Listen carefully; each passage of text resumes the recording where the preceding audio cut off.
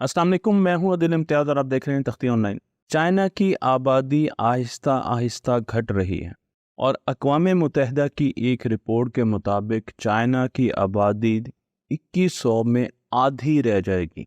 आबादी एक ऐसा मौजू है जिस पर बात करने से हम कतराते हैं या घबराते हैं, लेकिन जो जो दुनिया में इंसान बसते जा रहे हैं, उनकी तादाद बढ़ती जा रही है, वसाइल हमारे पास वही हैं, तो अब आबादी को हमें डिस्कस करना होगा। चाइना अपनी आबादी की इंजीनियरिंग कर रहा है और उसने आबादी की इंजीनियरिंग कई सालों से शुरू कर रखी है।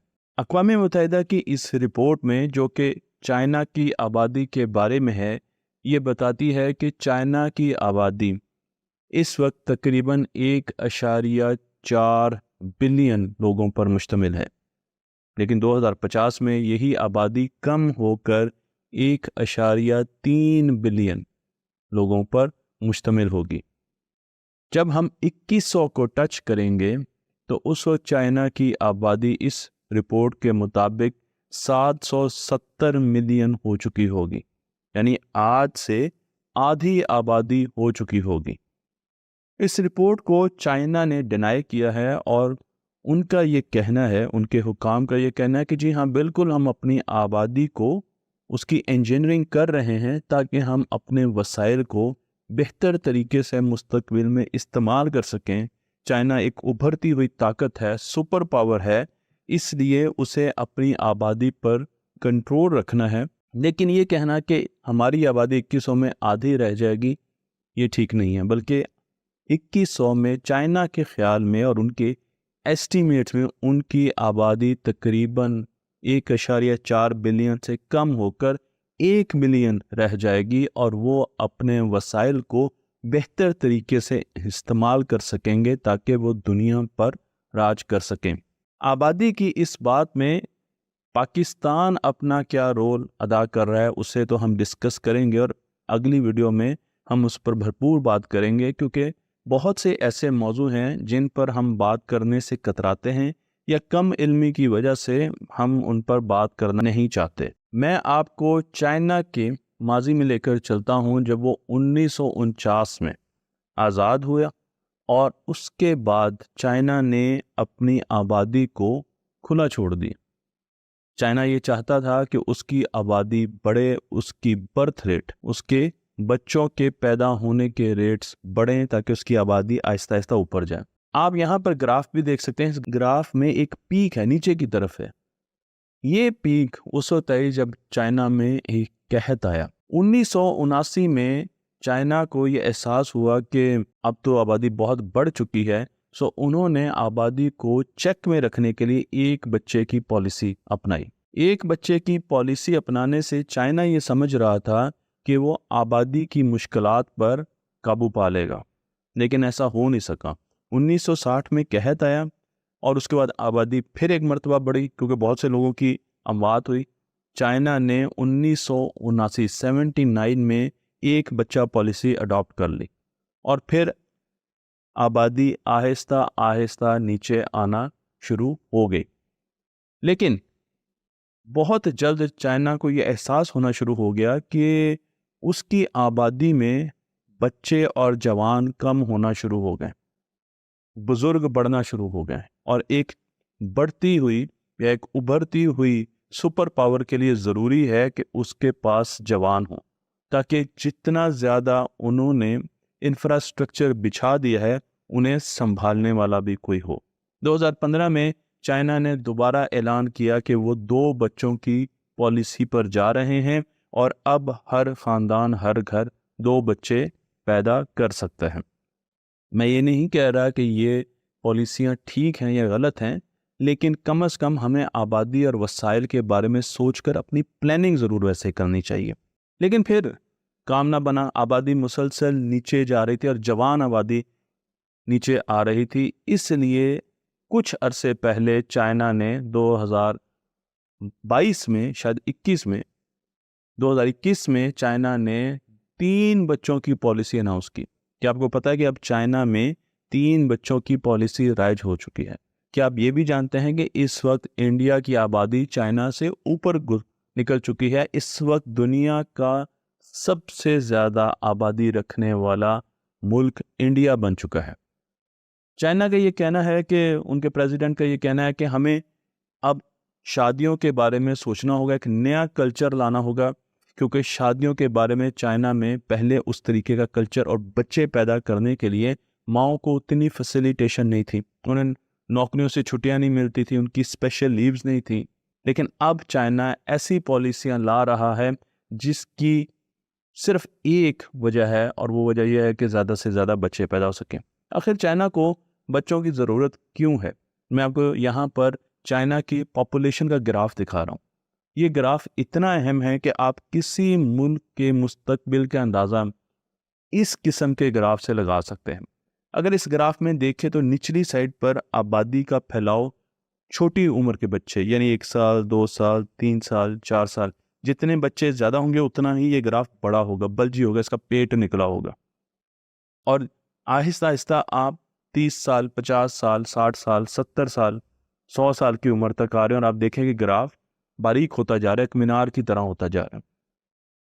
इसका मतलब ये है कि 1980 में जब ये ग्राफ बनाया गया, क्योंकि ये 1980 की आबादी पर ये ग्राफ बनाया गया, उस वक्त चाइना के पास जवान बहुत ज़्यादा थे, छोटे बच्चे बहुत ज़्यादा थे।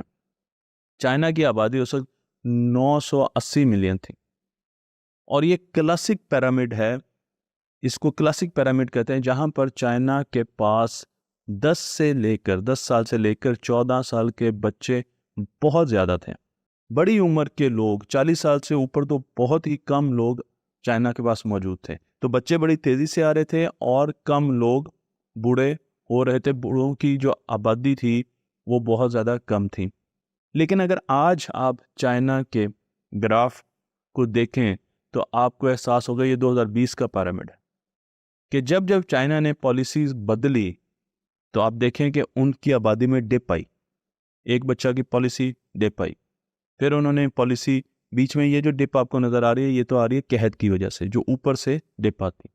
फिर उन्होंने मुस्तकिल एक बच्चे की पॉलिसी रखी, 2 बच्चे की, तीसरी। तो अब क्या हुआ, नीचे से बच्चे नहीं आ रहे, जवान नहीं आ रहे चाइना के पास, और ऊपर लोग बढ़ते जा रहे हैं। ऊपर लोग बढ़ने की वजह यह है कि चाइना ने तरक्की की, उसने ऐसी मेडिसिन बनाई, ऐसी टेक्नोलॉजीज आई जो कि लोगों को जल्दी मरने नहीं देती।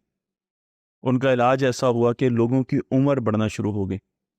तो अब जब सेहत की अच्छी सहूलतों की वजह से लोग ज़्यादा उम्र जी पाते हैं, तो ऊपर वाला ग्राफ चाइना का बल्कि होना शुरू हो गया, यानी बुजुर्ग आबादी बहुत ज़्यादा है और नीचे से बच्चे नहीं आ रहे।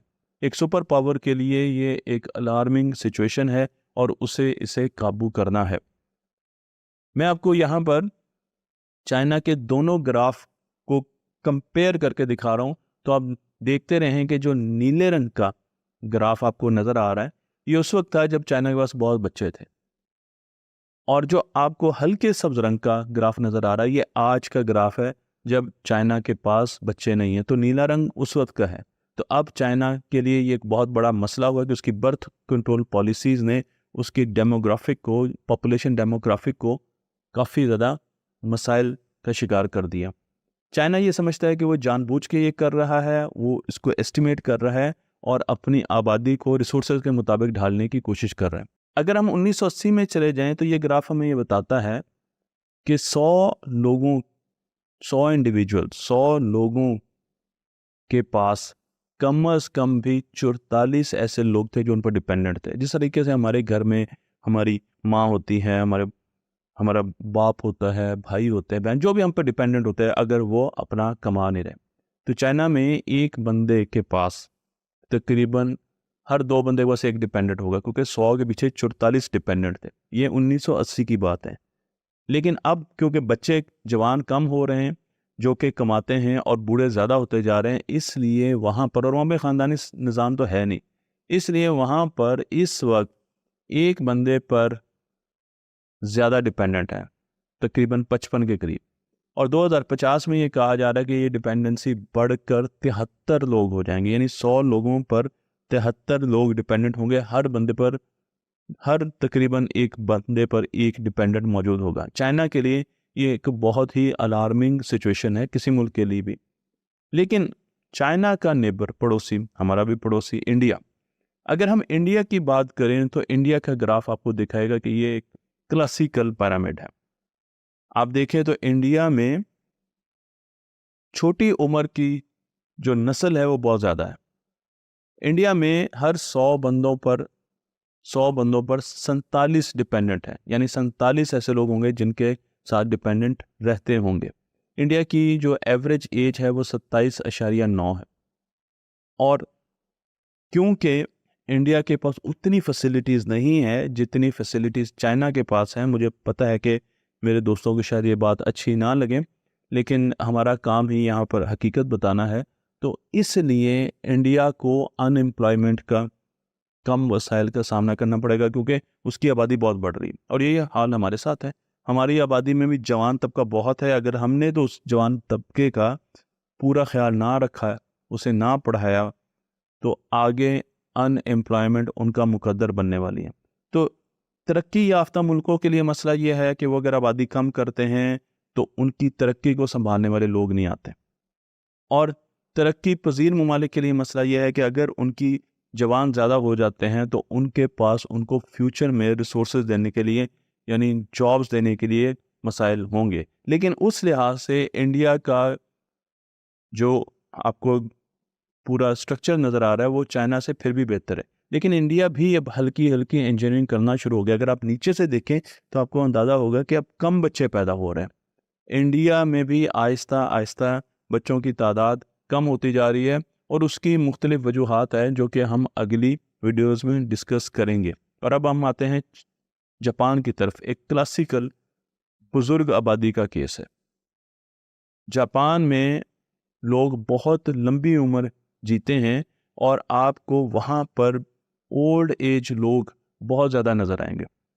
वहाँ पर ये डिपेंडेंसी तकरीबन 100 पर 71 लोग हैं, और 48.7 एवरेज एज है जापान की।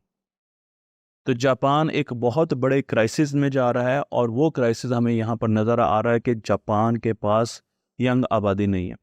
अब यहाँ पर जो स्टैट्स हैं वो तो हो गए ख़त्म, लेकिन होगा क्या, ये अब मेरी ओपिनियन है, इसलिए मैं वाज़े कर दूं कि इसका साइंस से कोई ताल्लुक़ नहीं है, लेकिन ये मेरे ख्यालात हैं जो मैं अब आपको बताने जा रहा हूँ। हम ये समझते हैं कि हमारे पास आबादी बहुत ज़्यादा है, और अगर हम उनको, वैसे तो हम नहीं पढ़ा रहे उन्हें, लेकिन फ़र्ज़ किया अगर हम उनको पढ़ा लेते हैं, टेक्निकल एजुकेशन दे देते हैं, तो वो बाहर के मुल्कों में जाके नौकरियाँ शुरू कर देंगे। मेरा ख्याल है कि ऐसा मुमकिन नहीं होगा कुछ सालों के बाद, क्योंकि जितनी तेज़ी से आर्टिफिशियल इंटेलिजेंस इस वक्त तरक्की कर रही है, आप देख सकते हैं कि बाहर के मुल्कों में अब लोग सफाई करने के लिए भी रोबोट्स का इस्तेमाल कर रहे हैं। हर चीज़ आहिस्ता आहिस्ता ऑटोमेट हो रही है। तो हमारे लोग जो कि टेक्नीशियंस लेवल पर या उससे भी नीचे जो दिहाड़ीदार लोग होते हैं, जो बाहर जाते हैं, ये मुस्तकबिल में बाहर नहीं जा सकेंगे, क्योंकि वहाँ पर ये काम उनके automated system, AI based system कर रहे होंगे। और हम इस खुशफहमी में हैं कि ज़्यादा पॉपुलेशन होगी, बाहर भेजेंगे और हमें ज़्यादा रेमिटेंसेस आएंगी। मेरा ख्याल है कि ये हमारे लिए बैकफायर करेगा। हमारी इतनी ज़्यादा जनरेशन है जिसे हम पढ़ा नहीं रहे, जिससे हम स्किल नहीं दे रहे, और ये जनरेशन कुछ सालों के बाद पाकिस्तान से बाहर नहीं जाएगी, बल्कि पाकिस्तान में जो बाहर गए हुए लोग हैं शायद वो भी वापस आना शुरू कर दें, क्योंकि ये जनरेशन्स, ये जो कौमें हैं, जिस तरह चाइना है, जापान है, बड़ी बड़ी कौमें हैं जो तरक्की कर रही हैं, ये तरक्की तो कर रही हैं और इनकी यंग जनरेशन्स कम है, इनके यंग पॉपुलेशन कम है, लेकिन साथ साथ आर्टिफिशियल इंटेलिजेंस जो आ रही है वो यंग पॉपुलेशन का काम करेगी, उनके वो काम करेगी जो कि ये इजीली यंग जनरेशन से, दूसरे मुल्क की यंग जनरेशन से लेते हैं। मैं आपको इस वक्त पाकिस्तान की आबादी का ग्राफ दिखा रहा हूँ। आप समझ रहे होंगे कि ये माशरती उलूम का एक लेक्चर है, लेकिन मैं आज आपको तंबीह कर रहा हूँ कि ये ग्राफ आपको बता सकता है कि आपका मुल्क किस डायरेक्शन में जा रहा है। हमने इससे पहले चाइना का ग्राफ देखा और हमें अंदाज़ा हो गया कि चाइना की ग्राफ को देखकर ये पता लग सकता है कि चाइना के पास यंग जनरेशन नहीं आ रही। लेकिन अगर हम इंडिया का ग्राफ देखें तो इंडिया की यंग जनरेशन काफ़ी ज़्यादा है। जापान के पास बूढ़ी आबादी बहुत ज़्यादा है और यंग लोग नहीं आ रहे, इसलिए उसे मसाइल का सामना करना पड़ रहा है। इसीलिए ये कौमें आर्टिफिशियल इंटेलिजेंस की तरफ इतनी तेज़ी से जा रही हैं, क्योंकि ये चाहते हैं कि इनके रोज़मर्रा के काम, इनकी गाड़ियों को चलाने के लिए ड्राइवर्स की ज़रूरत ना हो, इनके घर की सफाई करने के लिए मेड्स की ज़रूरत ना हो। वो सारे काम जो ज़्यादातर पाकिस्तानी जाकर वहाँ पर करते हैं, अफसोस के साथ मुझे ये कहना पड़ रहा है, वो अब एआई सिस्टम्स करेंगे। लेकिन अगर आप अपने मुल्क की आबादी के ग्राफ को देखें तो आपको अंदाज़ा होगा कि हमारे पास यंग जनरेशन की भरमार है। हमारे पास 30 साल से कम लोगों की भरमार है, यंग आबादी है हमारे पास। और इस यंग आबादी को हम किस तरीके से मुस्तकबिल में टैकल कर सकेंगे, इनको हम रोज़गार कैसे देंगे, इनकी मेडिकल का कैसे बंदोबस्त करेंगे। इनमें आधी तकरीबन ख़वातीन है। यंग जनरेशन में बच्चे ज़्यादा, लड़के ज़्यादा हैं, वो नीला गहरा रंग आपको दिखा रहे हैं। और जो बूढ़ी हैं, बूढ़ी जनरेशन है, ज़्यादा आबादी की, ज़्यादा उम्र की, उनमें ख़वातीन ज़्यादा हैं। हमारे पास तकरीबन बराबर बराबर 50-50% मेल और फीमेल हैं। लेकिन हमारे लिए मसला सबसे बड़ा ये है कि हमारे यंग जनरेशन बहुत तेज़ी से आ रही है और उस पर हमारा कोई कंट्रोल नहीं है। मैं आपको एक और मुल्क की तरफ लेकर चलता हूँ और ये मुल्क है नाइजर। आप नाइजेरिया समझ रहे होंगे, लेकिन नाइजर नाइजेरिया का पड़ोसी मुल्क है। अगर हम नाइजर की बात करें तो नाइजर की आबादी बहुत तेज़ी से बढ़ रही है। कितनी तेज़ी से बढ़ रही है, इसका फैसला करने के लिए हम एक पैरामीटर डिफाइन करते हैं जिसे टोटल फर्टिलिटी रेट कहा जाता है, TFR। TFR का मतलब है कि एक ख़ानदान में एक शादीशुदा जोड़ा कितने बच्चे पैदा कर सकता है या उसको करने चाहिए। मुझे उम्मीद है कि आप इसको मजहबी रंग की तरफ नहीं लेकर जाएंगे, लेकिन ये एक साइंटिफिक टॉपिक है और इस पर बात करना हमारे लिए ज़रूरी है, क्योंकि 2.1 TFR का मतलब यह है कि आपकी पॉपुलेशन आहिस्ता आहिस्ता बढ़ेगी। अगर एक ख़ानदान में 2.1 बच्चे हों ये एवरेज, तो आपकी पॉपुलेशन आहिस्ता आहिस्ता बढ़ेगी। तरक्की की वजह से हमारी उम्रें बढ़ती जा रही हैं, इसलिए लोग मरते नहीं हैं। एक ज़माना था, आज से 1000 साल पहले 34 साल एवरेज उम्र होती थी, तो अब हमारी एवरेज उम्र 60 साल के करीब हो चुकी है, तो हम बहुत ज़्यादा अरसा जीते हैं। इसलिए हमारी जो बूढ़ी पॉपुलेशन है वो बहुत ज़्यादा है। अगर आप नाइजर की तरफ जाएं, मैंने आपको बताया TFR 2.1 होना चाहिए। क्या आप जानते हैं नाइजर का TFR कितना है? नाइजर का TFR है 6.89 2020 में। और साउथ कोरिया का कितना है? 0.89। यानी एक घर में एवरेज नाइजर में 6.89 बच्चे पैदा होते हैं, जबकि यही हाल अगर कोरिया का देखा जाए तो 0.89। यानी एक ख़ानदान में एक बच्चा भी कोरिया का पैदा नहीं होता। कोरिया में बच्चों की आमद का सिलसिला इतना ज़्यादा स्लो है। मैं आपको यहाँ पर एक ग्राफ दिखा रहा हूँ और इस ग्राफ में आप देख सकते हैं कि जो गहरे रंग के, मैरून रंग के, लाल रंग के इलाके हैं, ये वो इलाके हैं जहाँ पर फर्टिलिटी बहुत ज़्यादा है, बच्चों की पैदा होने की रेशो बहुत ज़्यादा है। तो आप देख सकते हैं कि बच्चों की पैदा होने की रेशो या TFR अफ्रीका में बहुत ज़्यादा है, उसके साथ अफ़गानिस्तान में बहुत ज़्यादा है, पाकिस्तान में भी काफ़ी ज़्यादा है, और फिर आपको हमारे कुछ शुमाली मुल्क नज़र आएंगे जहाँ पर ये तादाद बहुत ज़्यादा है। और अगर मैं इसको ज़्यादा गौर से देखूं तो ज़्यादातर ये मुसलमान मुल्क हैं जहाँ पर बच्चे पैदा होने की तादाद बहुत ज़्यादा है। मैं आपको यहाँ पर ये भी बताता चलूँ कि पाकिस्तान का TFR 1960 में 6.8 था, बहुत ज़्यादा था, 6.8 था। 2021 में 3.47 है। और उसकी वजह साफ ज़ाहिर है कि पाकिस्तान में बढ़ती हुई महंगाई की वजह से हेल्थ कंडीशन उतनी अच्छी नहीं है, बच्चे ज़चगी में फौत हो जाते हैं। हमारे मुल्क में सेहत के हालात उतने अच्छे नहीं हैं, और उसके अलावा भी बहुत सी चीज़ें हैं। हम बच्चों को पूरी न्यूट्रिशन नहीं दे सकते, उनके दिमाग नहीं डेवलप होते, वो पूरी उम्र तक पहुंच नहीं पाते, स्टंटेड ग्रोथ है। ये बहुत सी चीज़ें हैं जो हमारे मुल्क में हैं। बल्कि मैं तो आपको यहाँ तक कहना चाहूँगा कि आपके घर में जो मेड करती हैं, काम करती हैं, एक तो उनको इज़्ज़त से पुकारें खुदा के वास्ते, और दूसरा ये है कि अगर वो एक चीज़ बार बार भूलती है तो आप ये ना समझें कि वो ये जान के कर रही हैं।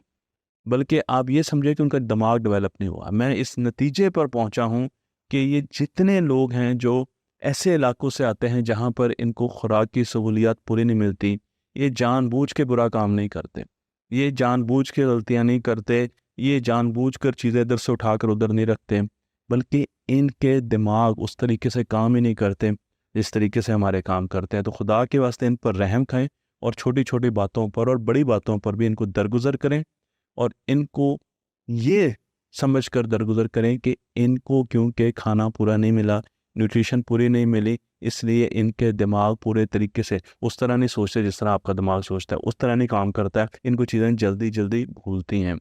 मैं आपको यहाँ पर दुनिया की फर्टिलिटी दिखा रहा हूँ, और दुनिया की फर्टिलिटी में अगर आप देखें तो 1970 में दुनिया का TFR 5.8 था, जो 1990 में 70 से 90 में 2.1 पर आ गया, और अब दुनिया का TFR 1.18 हो गया। और इसकी वजह एक तो शादियों का ना होना, फिर वेस्टर्नाइजेशन होना, वेस्टर्नाइजेशन में जो इस किस्म की लगवियात शुरू हो चुकी हैं जिसकी वजह से बच्चे होते नहीं हैं, उनका ख़ानदानी सिस्टम ख़त्म हो गया, उनकी शादियां ख़त्म हो गई, उनमें मर्द और औरतों का तफरीक ख़त्म हो गई। तो ये सारी वो चीज़ें हैं जिसकी वजह से ओवरऑल दुनिया में बच्चे होने की शरह बहुत तेज़ी से कम हो रही है। अब जिन मुल्कों में बच्चे ज़्यादा हो रहे हैं उन्हें ये देखना चाहिए कि वो उन बच्चों को पढ़ाएं और अपनी ताकत बनाएं, लेकिन वो इस तरफ नहीं देख रहे और वो उन बच्चों को पढ़ा ही नहीं रहे, उनको खुराक ही नहीं दे रहे। और जिन मुल्कों में बच्चे नहीं हो रहे, वो बड़ी तेज़ी से AI पर काम कर रहे हैं कि वो AI उनका काम संभाल सकती है, लेकिन मैं समझता हूँ कि ऐसा मुमकिन होगा नहीं। UN की एक रिपोर्ट कहती है कि चाइना की आबादी 2100 में आधी रह जाएगी। उसके लिए जो चाइना का TFR है वो 1.18 फोरकास्ट किया गया कि अगर चाइना का TFR 1.18 होगा तो उसकी आबादी आहिस्ता आहिस्ता 1.4 बिलियन से कम हो गया 770 मिलियन रह जाएगी 2100 में। इस वक्त चाइना ने 3 बच्चों की पॉलिसी अपना ली है और उसे अप्रूव कर दिया है। यहाँ पर अब चाइना के लिए एक बहुत बड़े मसाइल हैं, और वो मसाइल ये हैं कि जवान तो आ नहीं रहे, इसलिए उन्होंने अपनी रिटायरमेंट डेट अब आगे करना शुरू कर दिया। कुछ जगहों पर वो कर चुके हैं और बाकी जगह पर अब 60 साल की डेट नहीं रही चाइना की। अब चाइना सोच रहा है कि इसको वो आगे बढ़ा दें ताकि लोग लेट रिटायर हों और वो अपने डिपेंडेंट्स को पूरे तरीके से देख सकें। तो एक तो चाइना ने सोचा कि वो अपनी रिटायरमेंट की डेट्स आगे, एज को आगे कर देगा। उसके अलावा चाइना में क्योंकि बूढ़ी आबादी बहुत तेज़ी से आ रही है उस विंडो में, और चाइना की आबादी बहुत ज़्यादा है, जापान की तो आबादी कम है, चाइना की आबादी बहुत ज़्यादा है। तो अब चाइना उन लोगों को जो कि रिटायर होंगे अब कहाँ पे रखेगा? उन्हें मुख्तलिफ केयर गिविंग फैसिलिटीज़ में रखेगा। उनके लिए ओल्ड हाउसेस बनाने पड़ेंगे, ओल्ड होम्स बनाने पड़ेंगे, शेल्टर होम्स बनाने पड़ेंगे, बहुत सी ऐसी चीज़ें करनी पड़ेंगी। लेकिन क्योंकि चाइना की आबादी बहुत ज़्यादा है तो अब वो इतनी ज़्यादा शेल्टर होम्स कहाँ से लाएगा? ये मॉडल कोरिया में भी है, कोरिया की आबादी भी बहुत कम हो रही है, यानी नीचे से जो आबादी आ रही है वो बच्चों की वो कम है। ताइवान में, जापान में, सारी जगहों पर यही मसाइल है। तो इन्होंने क्या किया, इन्होंने मोबाइल केयर गिवर वैन शुरू कर दी कि वो जा जाकर लोगों को, बुज़ुर्गों को उनके घर में सहूलियत देंगी।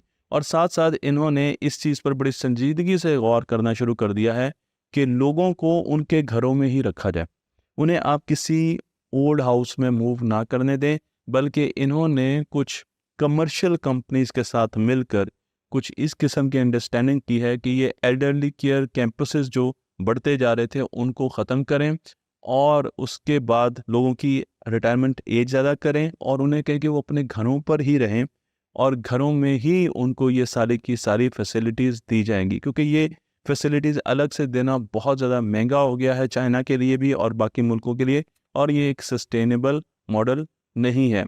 मैं जब ये चीज़ें सोचता हूँ तो मैं सोचता हूँ कि ख़ानदानी निज़ाम कितना ज़बरदस्त चीज़ है जहाँ पर इस किस्म की चीज़ों की ज़रूरत ही नहीं पड़ती। हमारे बुज़ुर्ग हमारी आँखों की शान हैं, आँखों की ठंडक हैं, और वो हमारे साथ रहते हैं। और जब हम बुज़ुर्ग होंगे हमारे बच्चे ये देखते हैं और वो भी हमारी वैसे ही इज़्ज़त करेंगे जैसे कि हम अपने बुज़ुर्गों की इज़्ज़त करते हैं। तो हमें इस किस्म के मसाइल का सामना नहीं है। हमारा जो ख़ानदानी निज़ाम है पाकिस्तान का, वो पाकिस्तान की क्या मुसलमानों की एक बहुत बड़ी ताकत है। और जो ये ख़ानदानी निज़ाम डाइल्यूट होता है, और आप देखें सारा दिन मीडिया उसका काम ही यह है कि वो ऐसी चीज़ें आपको दिखाए जिसमें नज़र आ रहा है कि ख़ानदानी निज़ाम में वो उसके ख़िलाफ़ साजिश कर रहा है, वो उसके ख़िलाफ़ साजिश कर रहा है, तोड़ने की कोशिश कर रहे हैं, वो ये सोच रहा है, वो उसके साथ अफेयर चला रहा है। ऐसी चीज़ें दिखाई जाती हैं जिससे ख़ानदानी निज़ाम डाइल्यूट हो। और डाइल्यूट होने की करने की वजह क्या है? डाइल्यूट करने की वजह यह है कि आगे अगर आप बच्चे देखें तो मुसलमानों के आ रहे हैं। ये मैं आपको सीधी-सी बात बता रहा हूँ। अगर आप स्टैट्स देख लें तो आपको नज़र आएगा कि मुस्लिम कंट्रीज़ में, मैंने आपको दिखाया भी है, टीएफआर बहुत ज़्यादा है, और यूरोपियन कंट्रीज़ में, वेस्टर्न कंट्रीज़ में टीएफआर कम है। इंडिया ऐसा मुल्क है जिसका टीएफआर मुसलमानों की तरह ज़्यादा है। तो मुसलमानों के बच्चे बहुत ज़्यादा पैदा हो रहे हैं और मुसलमानों के पास वसाइल नहीं। अगर मुसलमान अपने बच्चों को अच्छे तरीके से सारा सब कुछ इन पर लगा दें और एक इनकी अच्छी तरबियत करके, ये ना सोचें कि मेरा बच्चा, ये सब जो बच्चे हैं ये हमारे बच्चे हैं, तो इनको हम उठा लें, ये हमारे लिए फ्यूचर की एक बहुत बड़ी पावर बन सकते हैं। ये जो हमारी पॉपुलेशन है ये हमारे लिए ताकत बन सकती है। लेकिन अगर इस पॉपुलेशन का हमने नहीं सोचा, हमने अपनी पॉपुलेशन इंजीनियरिंग नहीं की, हमने फोरकास्टिंग नहीं की कि हमने किस तरफ जाना है, तो ये एक बम है और ये बम फट रहा है। आज भी हम देख रहे हैं ये बम फट रहा है, लेकिन मुस्तकबिल में ये बम बहुत ज़ोर से फटेगा और हम इस बम के ज़ोर के तले दब जाएंगे। मैं आपको आखिर में ये बताता चलूँ कि एक स्टडी में ये भी कहा गया कि जिस तरीके से इंसान ज़्यादा, ये स्टडी है, ये मेरे व्यूज़ नहीं है, इसलिए आपने ये नहीं समझना कि ये मैं अपनी तरफ से कह रहा हूँ। स्टडी में ये कहा गया कि लोगों के ज़्यादा पढ़ने की वजह से भी बच्चों की तादाद कम हो गई है, क्योंकि जब खातून ज़्यादा पढ़ती हैं या मर्द ज़्यादा पढ़ते हैं तो वो पढ़ाई के दौरान बच्चे पैदा करना नहीं चाहते, और इस वजह से बच्चों की तादाद का एजुकेशन के साथ भी ताल्लुक़ है कि आप अगर एजुकेशन पूरी करने तक और नौकरी लगने तक शादी नहीं करेंगे तो बच्चों की तादाद, वेस्टर्नाइजेशन कंट्रीज़ में वैसे तो वो शादियां करते ही नहीं है, उनमें तो अपने हालात बहुत ख़राब है।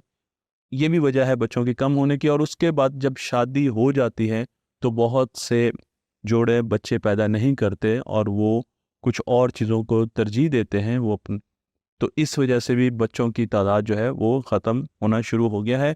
और इस पूरी स्टडी को, ये बहुत बड़ी स्टडी है जो साइंटिफिक अमेरिकन में पब्लिश हुई, मैंने इसको पढ़ा और मुझे लगा कि ये हम लोगों तक आनी चाहिए।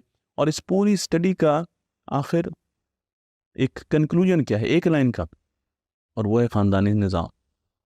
ख़ानदानी निज़ाम अपना इंटैक्ट रखें, अपने ख़ानदान को जोड़ के रखें, तो आपको इस किस्म के मसाइल का सामना ना करना पड़े। और पॉपुलेशन को प्रोग्रेसिवली देखें, सोचें, ये इसको उस डोमेन से बाहर निकालें जिस पे बात नहीं हो सकती। बहुत सी चीज़ें हमने ऐसी डोमेन में रखी हुई हैं कि जी हम इस पर नहीं बात कर सकते, इस पर नहीं बात कर सकते, इस पर नहीं बात कर सकते। सारी चीज़ों पर बात हो सकती है। आज से 20 साल पहले मुझे लोग कहते थे जी मोबाइल फ़ोन हराम है, मोबाइल फ़ोन पे नहीं कुछ। आज जो हराम कहता था वो सबसे ज़्यादा मोबाइल फ़ोन यूज़ कर रहे होते हैं।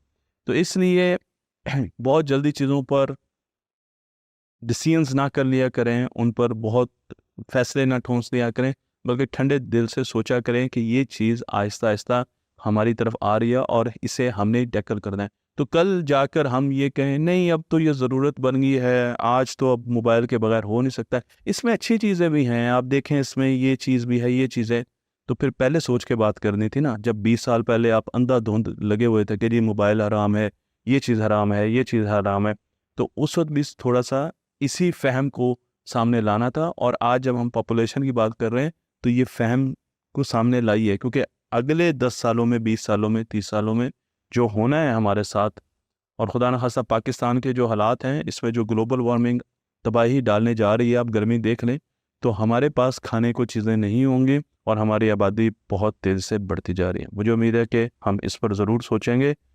और इस पर हमारी जो थिंक टैंक्स है वो भी अपनी थोड़ी सी अपनी जो सोच है इस तरफ लाएंगे। तख्ती ऑनलाइन को लाइक कीजिए, शेयर कीजिए और इनको आगे बढ़ाते रहिए।